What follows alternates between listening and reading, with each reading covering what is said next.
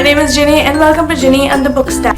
Today we're going to be looking at new releases for the month of September. First up, we have Queen of Shadows by Sarah J. Maas, which is the fourth book in the Throne of Glass series. I haven't been keeping up to date with the Throne of Glass series, so I don't know exactly what this book is about, but I do know that it's something about Selena returning to the kingdom for vengeance, and to save her cousin and her friend. Queen of Shadows came out 1st of September, which is probably why I should have filmed this last month. We have Shepherd's Crown next by Terry Pratchett.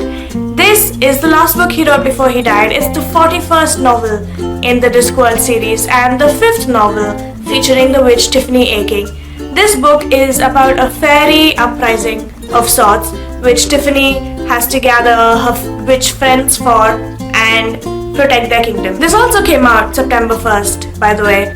Third, we have A Whole New World by Liz Braswell, which also came out September 1st. There's a lot of September 1st releases. You probably already have these books. A Whole New World is a reanimation of the Disney version of Aladdin, which is about how the story would have gone if Jafar had been the one to get the lamp before Aladdin did. So this story goes in that direction. It takes a darker turn. So Jafar uses his first two wishes to become Sultan and then to become the most powerful sorcerer in the world. Princess Jasmine, who has now been deposed, and Aladdin have to come together to incite a rebellion in the people of Agrabah, even though those people are terrified of what the third wish might be. This rebellion could also easily turn into a civil war. And fourth is Everything by Nicola Yoon. This also came out September 1st. It's about this girl named Madeline who is allergic to the outside world. She's so allergic, she has been out of her house for 17 years. Except when this new family moves in next door and she starts finding herself growing attracted to the boy. This story is told through diary entries and text messages and illustrations and just a whole mishmash of different storytelling techniques. It's about how people can do crazy things in the name of love. And keeping with the theme of contemporary YA romance, we have Hello, Goodbye and Everything in Between by Jennifer E. Smith. You might have heard of her as the author of The Statistical Possibility of Love at First Sight, which is a great name, by the way.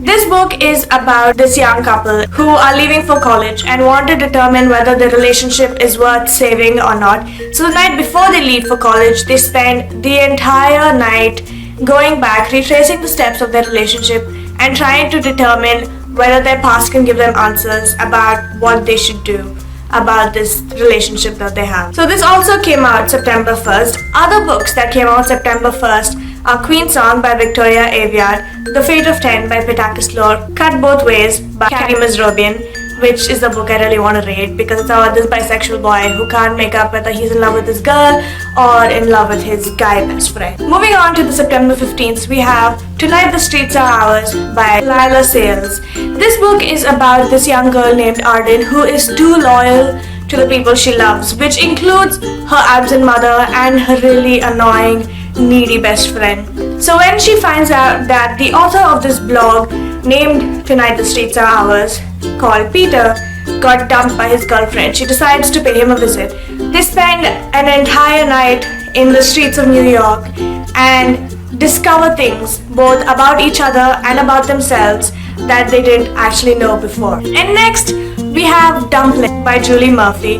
This has been probably one of the most spoken about books in the last few months. It's about this self-proclaimed fat girl named Willowdean Dixon, who's nicknamed Dumpling, who never bothered about her body image. She really enjoyed the body she was in until she started falling for former jock Bo, who surprisingly likes her back.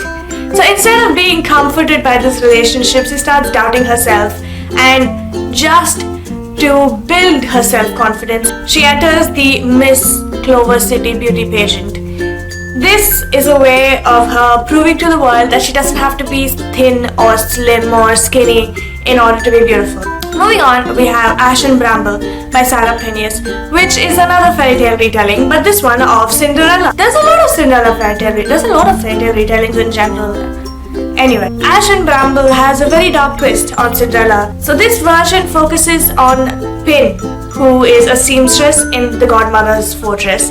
And she doesn't know how she got there. She only knows that she makes these amazing gowns fit for fairy tales. And all she wants to do is run away from there with the very brave and very handsome shoemaker. And Pin's freedom doesn't last. The fairy godmother imprisons her again in the fortress and pushes this fairy tale life on her, complete with the charming prince and everything, instead of allowing her to find her own story. So I found this interesting because the godmother is always seen as like the savior figure. What if she turns to the dark side instead of letting someone find their own happily ever after? Other books releasing September 15th are The Weight of Feathers by Anna Marie McLemore. Her name is McLemore. I can't. Is it McLemore? It's the same thing. How am I supposed to take this seriously? I'm so sorry. I am, but it's McLemore. Come on. We also have One by Sarah CARSON. So moving on, we have Walk on Earth, a Stranger by Ray CARSON. This is also probably one of the most spoken about books the past few months. This is about a girl named Lee who can sense gold. She finds comfort and warmth in knowing that gold is there under the earth, until this man tries to rip her away from it and tries to control her. Lee disguises herself as a boy and runs away, trying to find safety somewhere else. This book comes out on September 22nd. Other books coming out September 22nd are Library of Souls by Ransom Riggs. These books give me the creeps. I'm not a fan of horror of any kind. Games, movies, books, I cannot deal with it. I can watch other people play horror games. I can watch other people react to horror movies and things, but I cannot be involved in it directly. Otherwise, I will just freak out. I cannot deal with horror at all. So I saw the cover for the first book and that gave me nightmares for days on end. So I am not going to be reading this. The only thing is, this book doesn't seem very horror. Like the first two books, they looked horror. This one does not look like it'll terrify me. But I'm not going to trust anything because of its cover, yeah? Also coming out on 22nd is Blood and Salt by Kim Liggett. Another horror book. Yay! We also have Dreamland by Robert L. Anderson. Now this is a book that's more up my alley. It's about this girl who can move through people's dreams and she can interact with their dreams, except that she's not supposed to. But when a mysterious boy, they're always mysterious, aren't they? When a mysterious boy named Connor gets close enough to get past her walls, she tells him about this ability of hers.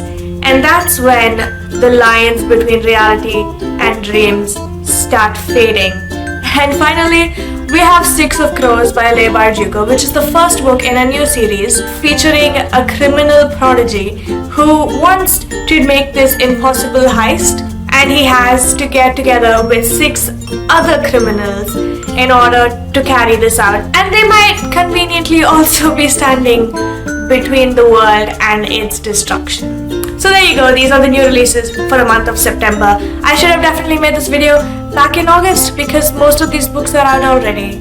Yay. Leave a like if you like this and subscribe if you want to see more of my videos. And also please comment because this is the first video I've done ever and any sort of constructive criticism would be great. Thank you and goodbye.